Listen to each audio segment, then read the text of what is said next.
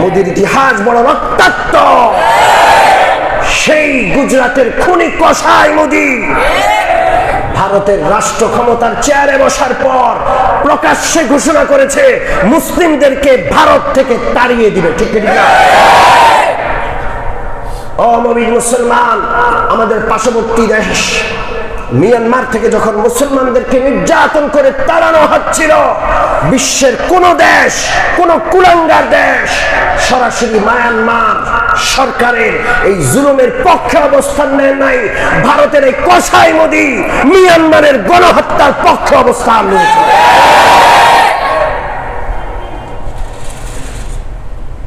এমনকি গত বছর মার্চ মাসে করোনা এসেছিল, ফেব্রুয়ারির শেষ দশকে ভারতের দিল্লিতে ব্যাপক হত্যাকাণ্ড ঘটানো হয়েছে।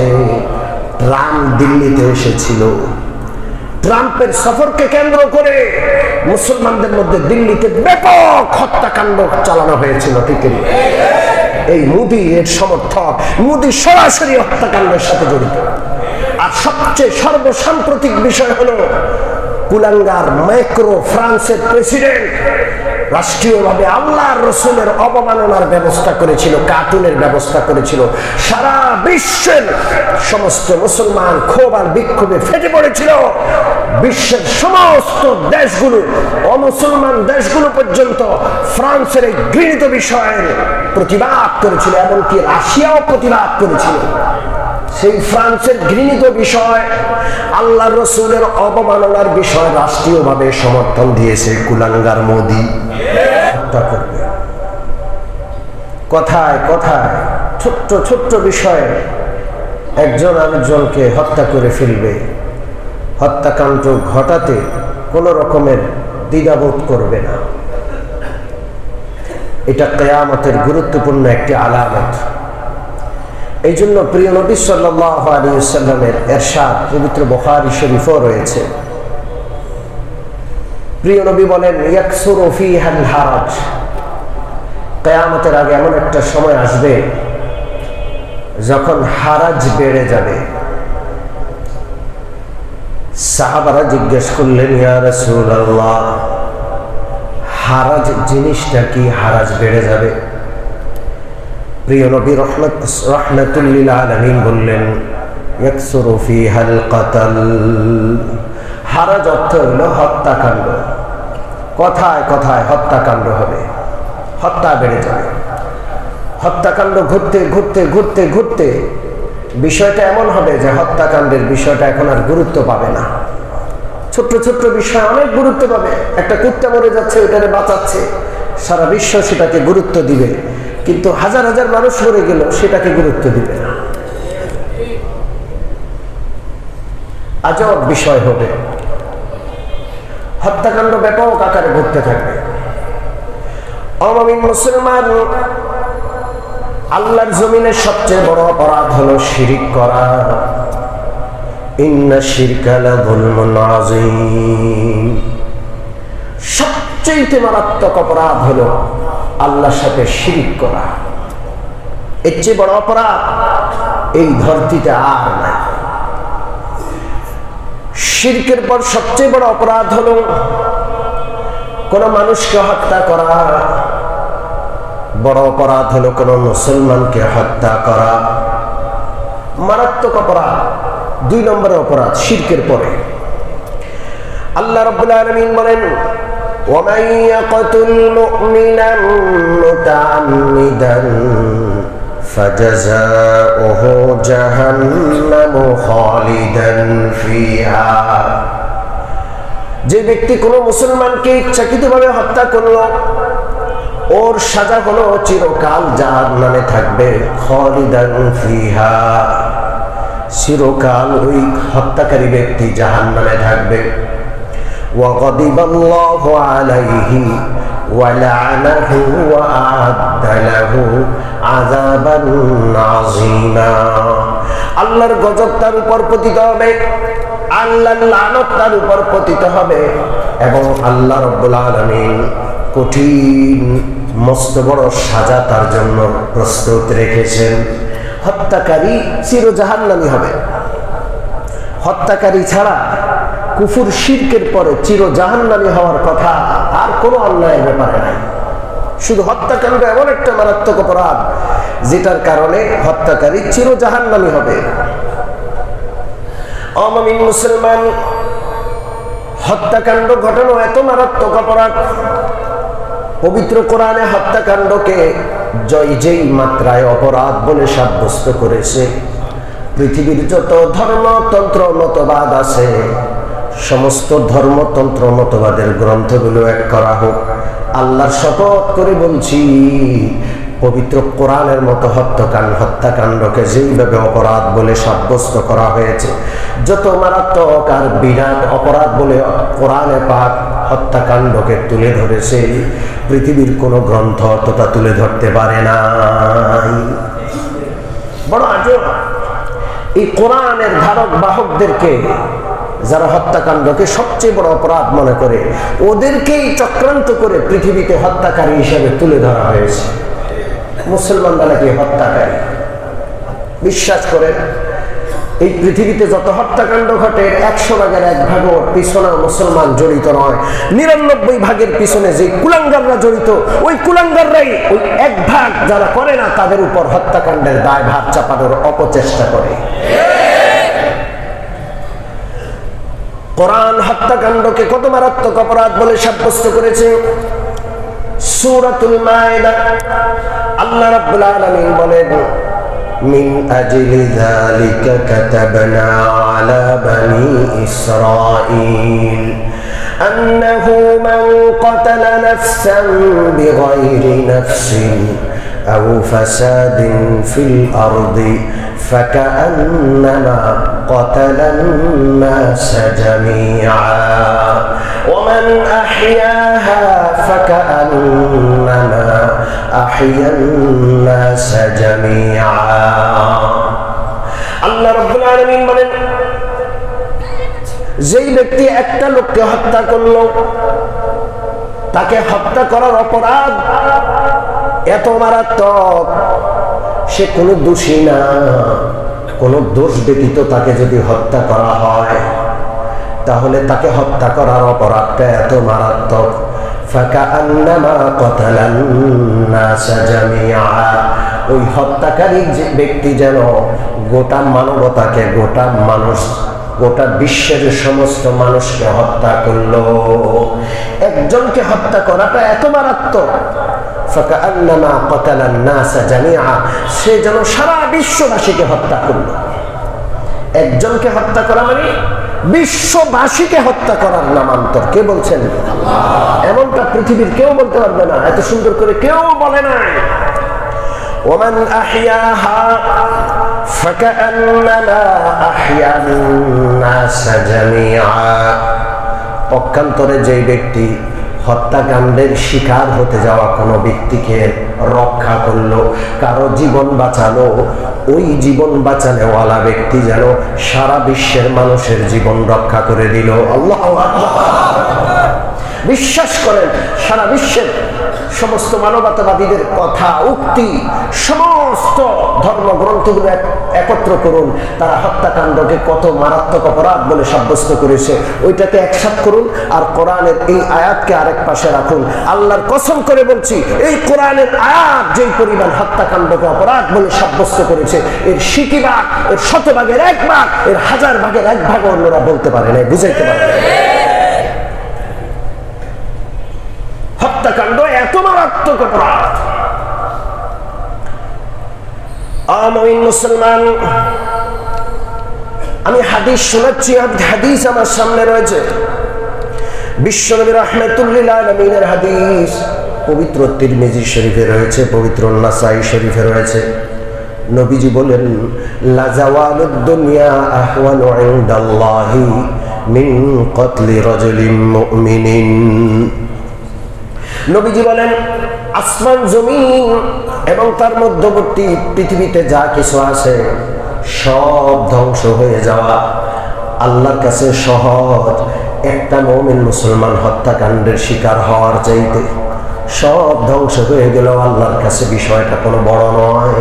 যদি একটা মুমিন মুসলমানকে হত্যা করা হয়, এটা আল্লাহর কাছে যতটা বড়। একটা মুসলমানকে হত্যা করা এত মারাত্মক অপরাধ, সারা পৃথিবী নষ্ট আর ধ্বংস হয়ে যাওয়ার চেয়েও এটা বড় মারাত্মক। সারা পৃথিবীর ধ্বংসযজ্ঞ, ধ্বংস হয়ে যাওয়া কোন আসমানি মুসিবত, জমিনি মুসিবতের কারণে এটা আল্লাহর কাছে অনেক সহজ। তিরমিজি শরীফ, নাসাই শরীফের হাদিস। অন্য হাদিসে আছে বিশ্বনবী রাহমাতুল লিল আলামিন বলেন, লাউ আন্না আহলাস সামাই ওয়াল আরদি লাশতারাকু ফি দামি ইমরিইন মুমিনিন লাআকাব্বাহুমুল্লাহু ফিন-নার। বিশ্বনবী রাহমাতুল লিল আলামিন বলেন, একটা মানুষের হত্যাকাণ্ডের পিছনে আসমানওয়ালা জমিনওয়ালা সবাই জড়িত। একটা মানুষকে হত্যা করা হয়েছে, ওই মানুষটার, ওই মুসলমান তার হত্যাকাণ্ডের পিছনে সবাই জড়িত, সবার সমর্থন। ওই লোকটাকে অন্যায়ভাবে সবার সমর্থনে হত্যা করা হয়েছে। বিশ্বনবী বলেন, লাআকাহুবাহুমুল্লাহু ফিন-নার। আসমানওয়ালা জমিনওয়ালা কোটি কোটি মানুষকে আল্লাহ তাআলা জাহান্নামে অধমুখী করে ফেলে দিবেন। এত বড় অন্যায়, এই একটা অন্যায়ের কারণে, সবাই জড়িত থাকার কারণে সারা আসমানবাসী জমিনবাসীকে আল্লাহ জাহান্নামে ফেলে দিবেন। এত মারাত্মক অপরাধ, হত্যাকাণ্ড ঘটানো। তিরমিজি শরীফের হাদিস, বিশ্বনবী বলেন, ইয়াজিউল মাকতুলু বিল কাতিল ইয়াউমাল কিয়ামাহ। কিয়ামতের দিন হত্যাকাণ্ডের শিকার ব্যক্তি, যাকে হত্যা করা হয়েছে পৃথিবীতে, ওই আল্লাহর বান্দা হত্যাকারীকে ধরে আল্লাহর আরশের সামনে উপস্থিত করবেন। বিশ্বনবী বলেন, নাসিয়াতুহু ওয়া রাসুহু বিয়াদিহি। হত্যাকারী ব্যক্তির কপাল এবং তার মাথাটা হত্যার শিকার হওয়া ব্যক্তির হাতে থাকবে। হত্যাকারীর মাথা আর তার কপালটাকে এইভাবে হত্যাকাণ্ডের শিকার হওয়া ব্যক্তি ধরে মজলুম হিসাবে আল্লাহর আরশের নিচে এসে ওই কাতেলকে, হত্যাকারীকে উপস্থিত করে বলবে, আল্লাহ, এ হলো আমার হত্যাকারী। আল্লাহ রাসূল সাল্লাল্লাহু আলাইহি ওয়াসাল্লাম বলেন, ওয়া আওদাজুহু তাশখাবু দামান। এমন অবস্থায় হত্যাকাণ্ডের শিকার হওয়া ব্যক্তিটা হত্যাকারীকে উপস্থিত করবে যে তার রগগুলো থেকে রক্ত প্রবাহিত থাকবে। তাকে যখন হত্যা করা হয়েছে তখন যেভাবে রক্তগুলো গড়গড় করে বের হচ্ছিল, আল্লাহর আরশের নিচে যখন হত্যাকারীকে ও ব্যক্তি উপস্থিত করবে, তখনও তার ওই তাজা রক্তগুলো যেন গড়গড় করে বের হবে। আল্লাহর আরশের সামনে উপস্থিত করে আল্লাহকে বলবে, আল্লাহ, ইয়া রব্বি কাতালানি, ও আমার প্রভু, এই লোকটা আমাকে হত্যা করেছে। হাত্তা ইউদনিহি মিনাল আরশ। হাসরবাসীর সামনে ওরে টানতে টানতে আল্লাহর আরশের নিকট উপস্থিত করবে। ও হত্যাকারীরা, হত্যাকাণ্ডের সহযোগী ব্যক্তিরা, হত্যাকারীদেরকে সহায়তাকারী, সমর্থনকারী ব্যক্তিরা, বাঁচার উপায় নাই, বাঁচার উপায় নাই। ব্যক্তিগত হত্যাকাণ্ড হোক, দলীয় হত্যাকাণ্ড হোক, রাজনৈতিক হত্যাকাণ্ড হোক, কোন হত্যাকাণ্ডের পার পাওয়া যাবে না যদি প্রেসিডেন্ট, প্রধানমন্ত্রী, বড় বড় মন্ত্রীরা, বড় বড় বিশাল দল, যেই দল শত শত বছর যাবৎ তাদের বিশাল ইতিহাস ঐতিহ্য রয়েছে, ওই দলের লোকেরাও যদি দলীয়ভাবে কাউরে হত্যা করে, একটা লোকও ছাড় পাবে না, প্রধানমন্ত্রী হোক, প্রেসিডেন্ট হোক। কি বলেন ঠিক কি? আল্লাহর কাছে কারো পদ পদবী, রাজা বাদশাদের কোনো মূল্য নাই। সব আল্লাহর গোলাম, আল্লাহর পায়ের নিচে, কুদরতি পায়ের নিচে সকলকে উপস্থিত হতে হবে। ঠিক ঠিক না? হত্যাকাণ্ড এত মারাত্মক অপরাধ, কোনোভাবেই এটাকে হালকা করে দেখা যাবে না। এই জন্য পৃথিবীতে হত্যাকাণ্ডের বিচার ইসলামে বড় কঠোর। ইসলামের বিচারটা বড় কঠোর। সূরা বাকারা আল্লাহ রাব্বুল আলামিন বলেন, ইয়া আইয়ুহাল্লাযীনা আমানু কুতিবা আলাইকুমুল কিসাসু বিল কাতলা ফিল কাতলা। আল্লাহ রাব্বুল আলামিন বলেন, ও ঈমানদার বান্দারা, হত্যাকারীদের ব্যাপারে আল্লাহ রাব্বুল আলামিনের পক্ষ থেকে কুতিবা, আল্লাহ রাব্বুল আলামিনের পক্ষ থেকে বিধান দেওয়া হয়েছে কিসাসের হুকুম, হত্যাকারী ব্যক্তিকেও হত্যা করে দেওয়া হবে। হত্যাকারী ব্যক্তির ইচ্ছাকৃতভাবে হত্যা করাটা যখন প্রমাণিত হবে, ইসলামী আদালতে ওর সাজা একমাত্র মৃত্যুদণ্ড। যদি পৃথিবীর কোন মুসলমান ইসলামের এই কোরআনের এই সাজাকে অমানবিক বলে, আল্লাহর কসম করে বলছি, ওর নামাজ রোজা হজ যাকাত সব বাদ। ও বেঈমান, কাফের, মুরতাদ, মুসলমান। ঠিক ঠিক না?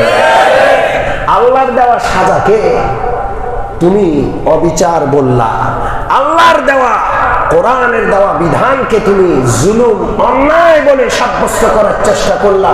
তোমার মসজিদে আসার দরকার নাই, নামাজের মুসল্লায় দাঁড়ানোর দরকার নাই, তুমি মন্দিরে, গির্জায়, অন্য কোথায় চলে যাও। এটা আল্লাহর হুকুম। পৃথিবীর খ্রিস্টান, পৃথিবীর ইহুদি, পৃথিবীর বেদিন, বদ্দিন, ইসলামের দুশমনরা ইসলামের এই মৃত্যুদণ্ডের সাজাকে অমানবিক বলে। তারা এই মৃত্যুদণ্ডের সাজাকে মধ্যযুগীয় বর্বরতা বলার চেষ্টা করে। এই সাজা দিয়েছেন কে? জোরে বলেন। এটা রাসূলুল্লাহর পক্ষ থেকেও নয়, মুসলমানদের পক্ষ থেকেও নয়, আলেম ওলামাদের পক্ষ থেকেও নয়।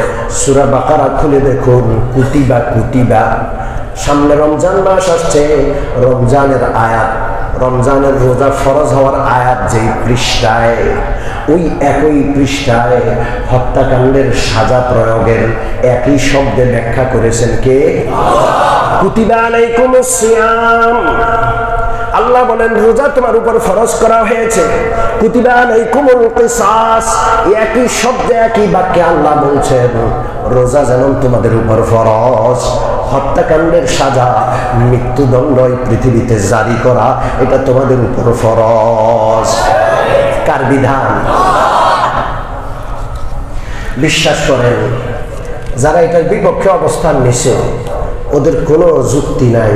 আর আল্লাহ পাক যে একটা যুক্তি দিয়েছেন, একটা আয়াত বলেছেন, ওই আয়াতের জবাব দেওয়ার ক্ষমতা পৃথিবীর কারো নাই। ঠিক কি? আল্লাহ রাব্বুল আলামিন আজব ভাবে বলেছেন, ওয়াফিল কিসাসি হায়াতুন ইয়া উলিল আলবাবি লাআল্লাকুম তাত্তাকুন। আল্লাহ বলছেন, ওই আকলমন্দ, ও বিবেকওয়ালা, ও জ্ঞানীরা, ওই বুদ্ধিমানরা, একটু চিন্তা করে দেখলে বুঝতে পারবা মৃত্যুদণ্ডের সাজা প্রয়োগ করার মাধ্যমে তোমাদের জীবনের নিরাপত্তা, তোমাদের হায়াতের নিরাপত্তা বিধান করা হবে। ঠিক কি ঠিক না? আজকে মৃত্যুদণ্ডের সাজা নাই। হত্যা করার পর হত্যাকাণ্ডের আসামি যে হত্যাকারী, সে সাজা ভোগ না করার কারণে বুক ফুলায় বেরোচ্ছে। ওই হত্যাকারীকে দেখে আরো দুষ্ট লোক যারা আছে হত্যাকারী, ওরাও হত্যাকাণ্ডে আরো উদ্বুদ্ধ হইয়া হত্যাকাণ্ড আরো বেশি ঘটায়। ঠিক আছে? সারা বাংলাদেশে যদি বছরে একটা মৃত্যুদণ্ড জনসম্মুখে কায়েম করা হয়, আল্লাহর কসম করে বলছি, প্রতিদিন যে 10-15 জন, 20-25 জন করে হত্যাকাণ্ডের শিকার হয়, সারা বছরের সেই হত্যাকাণ্ডের শিকার হওয়া মানুষগুলো বেঁচে যাবে। ঠিক কি ঠিক না? সম্মানিত উপস্থিতি, বড় আজব বিষয়, বড় আজব বিষয়। ইসলামের বিধানের বিপক্ষে মুসলমানরা কেমনে যায়?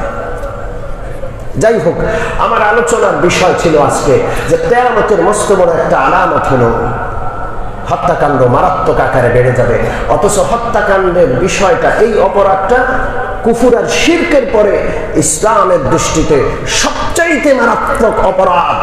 এবং এই অপরাধ, এত বড় অপরাধ, একটা মানুষকে হত্যা করা মানে সারা বিশ্ববাসীকে হত্যা করার নামান্তর। একটা মানুষকে বাঁচিয়ে দেওয়া মানে সারা বিশ্ববাসীকে বাঁচিয়ে দেওয়া। ঠিক কি ঠিক না? অমুসলিম মুসলমান যারা হত্যাকাণ্ড ঘটায় তাদেরকে আমরা সমর্থন দিব না, তাদের প্রতি আমাদের কোনো মায়া দরদ থাকবে না, আমরা তাদের পক্ষ থেকে সমর্থন উঠায় নেব। ঠিক কি ঠিক না? আল্লাহ যেন এই বিষয়গুলো আমাদের স্মরণ রাখার তৌফিক দান করে। সময় বড় অল্প, আমি দুই একটা সাময়িক প্রসঙ্গে দুই একটা বিষয় আলোচনা করতে চাই। এক নম্বর বিষয় হলো ইসলামের একটা মূলনীতি, সেটা হলো আল হুব্বু ফিল্লাহ ওয়াল বুগদু ফিল্লাহ। আমরা কাউকে ভালোবাসবো, এই ভালোবাসাটা হবে কার জন্য? আরো জোরে বলেন। আমরা কারো কারো প্রতি শত্রুতা পোষণ করব, এই শত্রুতাটা হবে কার জন্য? আল্লাহর জন্য শত্রুতা, আল্লাহর জন্য ভালোবাসা, এটা এত বড় একটা ইবাদত। যে ব্যক্তি আল্লাহর জন্য কাউকে ভালোবাসতে পারে, আল্লাহর জন্য কাউকে শত্রু মনে করতে পারে, আল্লাহর রাসূল বলছেন ওর ঈমান পূর্ণতা পেয়ে গেল। সুবহানাল্লাহ। মান আহাব্বা লিল্লাহি ওয়া আবগাদা লিল্লাহি ওয়া আ'তা লিল্লাহি ওয়া মানা'a লিল্লাহি ফাকাদ ইসতাকমালাল ঈমান। আল্লাহর রাসূল বলেন, যেই ব্যক্তি আল্লাহর জন্য কাউকে ভালোবাসলো, আল্লাহর জন্য কারোর সাথে শত্রুতা পোষণ করলো, আল্লাহর জন্য কাউকে দিল, আল্লাহর জন্য কাউকে দেওয়া থেকে বিরত থাকলো, ওরে দিল কেন? আল্লাহর জন্য দিল। ওরে দিল না কেন? আল্লাহর জন্যই তারে দেওয়া থেকে বিরত থাকলো। আল্লাহ রাসূল বলেন ফাকাদ ইসতাকমালাল ঈমান, এই কাজগুলো যে করতে পারবে তার ঈমান পূর্ণ হয়ে গেল। আরো অনেক বিষয় আছে এই সম্পর্কে, হাদিস, অনেক হাদিস আছে। সালাসাতুম মান কুন্না ওয়াজাদা বিহিন্না হালাওয়াতাল ঈমান। আল্লাহ রাসূল বলেন, তিনটা কাজ যার মধ্যে পাওয়া গেল সে ঈমানের স্বাদ অনুভব করবে। ও মুমিন মুসলমান, প্রত্যেকটা জিনিসের একটা মজা আছে, স্বাদ আছে। রসগোল্লা দিলে মিষ্টি লাগে, লেবু দিলে তেঁতুল দিলে টক লাগে, লবণ দিলে কি লাগে? কটা লাগে। ঠিক কি ঠিক না? এক এক জিনিসের এক এক স্বাদ। আল্লাহ রাসূল বলেন ঈমানেরও একটা স্বাদ আছে। যারা ঈমানদার বান্দা, অন্তরে আল্লাহর বিশ্বাস, রাসূলের বিশ্বাস, কোরআনের বিশ্বাস আছে, তাদের অন্তরে, তাদের মুখে, তাদের দিলেও একটা মজা অনুভব হবে। এই মজা অনুভব করতে হলে তিনটা গুণ লাগবে। জোরে বলেন কয়টা? আরো জোরে বলেন কয়টা? মান কানা আল্লাহু ওয়া রাসূলুহু আহাব্বা ইলাইহি মিম্মা সিওয়াহুমা। এক নম্বর গুণ হলো আল্লাহ আল্লাহ রাসূলকে সবচেয়ে ভালোবাসতে হবে। আমি আমার মা বাবা, আমার আত্মীয় স্বজন, আমার ছেলে সন্তান, আমার সহায় সম্পদ, আমার নিজের ব্যক্তি থেকেও আমি কাকে বেশি ভালোবাসি? আল্লাহ আল্লাহ রাসূলকে। ঠিক ঠিক না? ওমান আহাব্বা আবদান লা ইউহিব্বুহু ইল্লা লিল্লাহ। দুই নম্বর যে গুণটা হবে সেটা হবে কোন বান্দাকে ভালোবাসলে সেই ভালোবাসাটা কার জন্য হবে? তিন নম্বর হবে ওমান ইয়াকরা আন ইয়াউদা ফিল কুফরি বাদা আন আনকাযাহু আল্লাহু মিনহু কামা ইয়াকরা আন ইউলকা ফিন নার। প্রত্যেকটা মানুষ আগুনে পড়ে যাওয়াকে মারাত্মক ঘৃণা করে, ভয় করে, নিজেকে বাঁচায় আগুন থেকে। আল্লাহ রাসূল বলেন, আগুন থেকে নিজেকে যেমন বাঁচাও, কুফর আর শিরক থেকে এমনটা করে যদি নিজেকে বাঁচাতে পারো, আগুনে পড়ে যাওয়াটাকে যেমন ঘৃণা করো, কুফর আর শিরককে যদি এমনটা ঘৃণা করতে পারো, এই তিনটা গুণ যদি থাকে, আল্লাহ আল্লাহ রাসূলকে বেশি ভালোবাসো, কোন বান্দাকে ভালোবাসো আল্লাহর জন্য, কুফরকে ঘৃণা করো, এত বেশি ঘৃণা যেমনটা আগুনে পড়ে যাওয়াকে ঘৃণা করো, এই তিনটা গুণ যদি তোমার অন্তরে থাকে, আল্লাহর কসম করে বলছি, রাসূলুল্লাহ বলেন, তুমি ঈমানের স্বাদ অনুভব করবা। সুবহানাল্লাহ। ঈমানের স্বাদ বড় আজব। আমি মুসলমান, আল্লাহর জন্য ভালোবাসা সম্পর্কে অসংখ্য হাদিস আছে। আমরা পৃথিবীতে কাউকে ভালোবাসবো আল্লাহর জন্য, পৃথিবীতে কাউকে শত্রু ভাববো আল্লাহর জন্য। কিছু লোক আছে বলে আমাদের কোনো শত্রু নাই, অথচ আল্লাহ বলছেন ওয়া আবগাদা লিল্লাহ, আল্লাহর জন্য শত্রু। শত্রু আছে না? জোরে বলেন। আল্লাহ রাসূলের শত্রু ছিল, আল্লাহ রাসূলের বন্ধু ছিল আবু বকর, ওমর, উসমান, আলী, হায়দার। আল্লাহ রাসূলের বন্ধু ছিল ঈমানদাররা। আল্লাহ রাসূলের শত্রু ছিল আবু জাহল, আবু লাহাব, উতবা, শাইবা। ঠিক ঠিক না?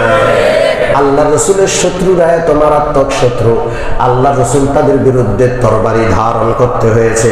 আল্লাহ রাসূল তাদের বিরুদ্ধে বদর, উহুদ, খন্দক বিভিন্ন বড় বড় যুদ্ধ পরিচালনা করতে হয়েছে। ঠিক ঠিক না? ওই শত্রুদেরকে দমন করতে গিয়া রাসূলুল্লাহর কলিজার টুকরা চাচা টুকরা টুকরা হতে হয়েছে। ওই শত্রুদেরকে দমন করতে গিয়ে নবীজির দান মোবারক শহীদ হইতে হয়েছে। ওই শত্রুদেরকে দমন করতে গিয়ে আমার নবীর কলিজার টুকরা শত শত সাহাবাকে শহীদ হইতে হয়েছে। ঠিক না? এই জন্য যারা বলে শত্রুতা রাখা যাবে না, তাদের সাথে আমি একমত না। আমার বন্ধু যেমন থাকবে, আল্লাহর জন্য যাদেরকে ভালোবাসবো এমন লোক যেমন থাকবে, আমার শত্রু থাকবে আল্লাহর জন্য যাদেরকে ঘৃণা করব, আল্লাহর জন্য যাদেরকে অন্তর থেকে শত্রু হিসাবে আমি বিবেচনা করবো। ঠিক না? এটা ইসলামের মূলনীতি। যদি কোনো ব্যক্তি এই মূলনীতিকে না মানে, তার ঈমান থাকবে না, ও পাক্কা বেঈমান, অমুমিন মুসলমান। এই বিষয়টা বলছি দুইটা সমসাময়িক প্রসঙ্গ বলার জন্য। এক নম্বর, ও মুমিন মুসলমান, গত সপ্তাহের একটা খবর আমরা সকলেই জানি। আমাদের দেশে একটা ব্যবসা প্রতিষ্ঠান আছে, নাম হইল আড়ং।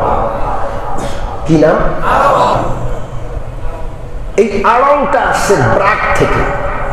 ব্রাক ব্যাংকের একটা প্রতিষ্ঠান। এদের আরো অনেক প্রতিষ্ঠান আছে, বিকাশ আছে, মোবাইল ব্যাংকিং। বিকাশ অ্যাকাউন্ট নাই এমন লোক নাই, সবার মোবাইল সিম এর মধ্যে নম্বরটা বিকাশ নম্বর। অমুমিন মুসলমান, এই ব্রাকের সাথে আমাদের শত্রুতা, এই ব্রাকের সাথে আড়ংয়ের সাথে আমাদের দুশ্মনী। এটা ব্যক্তিগত দুশ্মনী নয়। এই শত্রুতা, এই ঘৃণা, এই দুশ্মনী হলো কার জন্য? জোরে বলেন, কার জন্য? এই ব্রাক ব্যাংক বাংলাদেশের পরতে পরতে সুদ ঢুকাইছে। ঠিক কি ঠিক না? এই ব্রাক ব্যাংকের অঙ্গ প্রতিষ্ঠান হলো আড়ং। সুদের টাকা দিয়ে এরা ব্যবসা করে, একটা ব্র্যান্ড হিসাবে নাম করে ফেলছে। জায়গায় জায়গায় শোরুম দিয়ে 1 টাকার মাল 100 টাকা বিক্রি করে মুসলমানদের রক্ত শোষণ করে। ঠিক কি ঠিক না? ঠিক আছে, ব্যবসা কর, আমাদের আপত্তি নাই, কিন্তু তোদের মূলনীতির মধ্যে রয়েছে মাদ্রাসা ছাত্রদেরকে আড়ঙে নেওয়া হবে না, দাড়িওয়ালাদেরকে আড়ঙে নেওয়া হবে না। দাড়িওয়ালারা আড়ঙে গেলে বলা হয় দাড়ি শেষে আসেন। আড়ঙের মূলনীতিতে দাড়িওয়ালাদেরকে রাখা হয় না। সারা বাংলাদেশে আমরা বিভিন্ন মাধ্যমে, গণমাধ্যমে, সোশ্যাল মিডিয়ার মাধ্যমে আমরা জানতে পেরেছি যে আড়ং নামক এই কুলাঙ্গার প্রতিষ্ঠান পাঞ্জাবি আর টুপি বেছে বেছে খায়, আর দাড়ি দেখলে ওদের গায়ে এনার্জি লাগে। ঠিক ঠিক না? আমরা মসজিদের মিম্বার থেকে ঘোষণা দিচ্ছি, এদের সাথে আমাদের শত্রুতা আল্লাহ রসুলের জন্য, আল্লাহ রসুলের সুন্নতের। ঠিক ঠিক না? আমরা আড়ংকে বয়কটের ডাক দিলাম। ঠিক ঠিক না? কোন মুসলমান আড়ং থেকে কোন জামা কাপড় কোন সদাই করবে না। আড়ং, ব্র্যাক, বিকাশকে আমরা বয়কটের ডাক দিলাম। ঠিক ঠিক না? ব্যক্তিগত নয়, আল্লাহ রসুলের সুন্নাহর সাথে তাদের দুশ্মনী, এই জন্য তাদের সাথে আমাদের দুশ্মনী। ঠিক ঠিক না? আর এই ক্ষেত্রে আমি বলতে চাই, ও মুমিন মুসলমান, তোমরা যারা দাড়ি রাখো না, তোমাদের তো মনের ভিতরে একটা জ্বলন হওয়া উচিত। আল্লাহ রসুলের সুন্নাহ দাড়ি নিয়ে এরা শত্রুতা পোষণ করে। আমি আল্লাহ রসুলের একজন উম্মতি, নবীজিকে ভালোবাসি। আমি ইনশাআল্লাহ নবীজির সুন্নাহকে পালন করার জন্য আজকে থেকে ওয়াদা করলাম। এরকম লোক আছো কিনা? হাত তুলে আমাকে একটু দেখাও। একটা হাত তুলো। নারে তাকবীর, নারে তাকবীর। হাত নামাও। আমরা ঘোষণা করলাম, আমরা মুসলমান যুবকরা, মুসলমান পুরুষরা, রাসূল সহ সারা বিশ্বে যত নবী আল্লাহ পাঠিয়েছেন সমস্ত নবীদের সুন্নাহ আজকে থেকে দাড়ি রেখে দিলাম। ইনশাআল্লাহ এই দাড়িতে আর খুর লাগাবো না। রাজি আছি? 1 নম্বর গেল। 2 নম্বর, আল্লাহর জন্য আমাদের দুশ্মনী, আল্লাহর জন্য আমাদের শত্রুতা হলো প্রেসিডেন্ট মোদির সাথে, প্রধানমন্ত্রী মোদির সাথে। টিকিট মুসলমান, কোনদিন মোদির সাথে আমার ব্যক্তিগত দেখাও হয় নাই, কোনো লেনদেন নাই, জায়গা জমির আইন ঠেলাঠেলি নাই, আছে নাকি? মোদিকে আমরা ঘৃণা করি। মোদির ইতিহাস বড় রক্তাক্ত। সেই গুজরাটের খুনি কসাই মোদি ভারতের রাষ্ট্র ক্ষমতার চেয়ারে বসার পর প্রকাশ্যে ঘোষণা করেছে মুসলিমদেরকে ভারত থেকে তাড়িয়ে দিবে। ঠিক না? মুমিন মুসলমান, আমাদের পার্শ্ববর্তী দেশ মিয়ানমার থেকে যখন মুসলমানদেরকে নির্যাতন করে তাড়ানো হচ্ছিল, বিশ্বের কোন দেশ, কোন কুলাঙ্গার দেশ সরাসরি মায়ানমার সরকারের এই জুলুমের পক্ষে অবস্থান নেয় নাই। ভারতের এই কসাই মোদি মিয়ানমারের গণহত্যার পক্ষে অবস্থান নিয়েছে।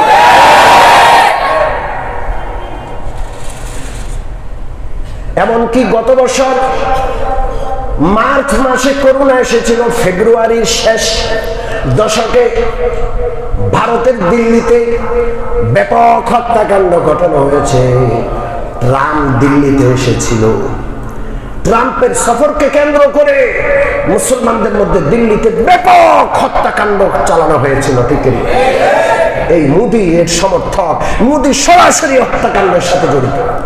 আর সবচেয়ে সর্বসাম্প্রতিক বিষয় হলো কুলাঙ্গার ম্যাক্রো, ফ্রান্সের প্রেসিডেন্ট, রাষ্ট্রীয়ভাবে আল্লাহর রসুলের অবমাননার ব্যবস্থা করেছিল, কার্টুনের ব্যবস্থা করেছিল।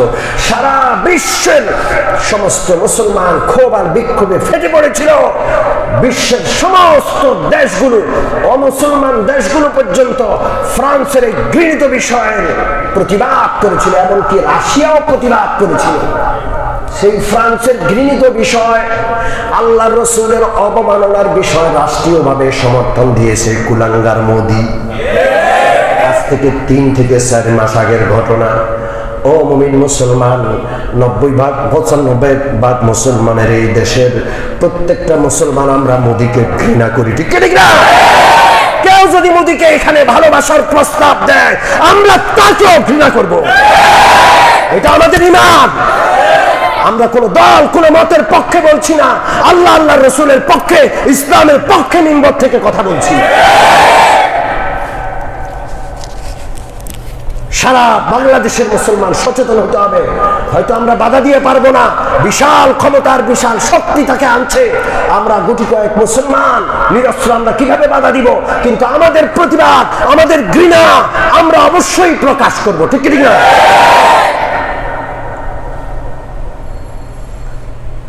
সম্মানিত মুসল্লিয়ানে কেরাম, যারা মোদিকে আনছ, যারা মোদিকে ইসলামের দুশ্মন, প্রকাশ্য দুশ্মন, নবীর দুশ্মন, মুসলমানের দুশ্মন, ভারতবর্ষ থেকে মুসলমানদেরকে বের করা বিশাল এক চক্রান্তে যে কাজ করছে, সেই লোকটাকে যারা মাথায় তুলে আনছো, মনে রাখো তোমাদের ক্ষমতাও চিরস্থায়ী হবে না।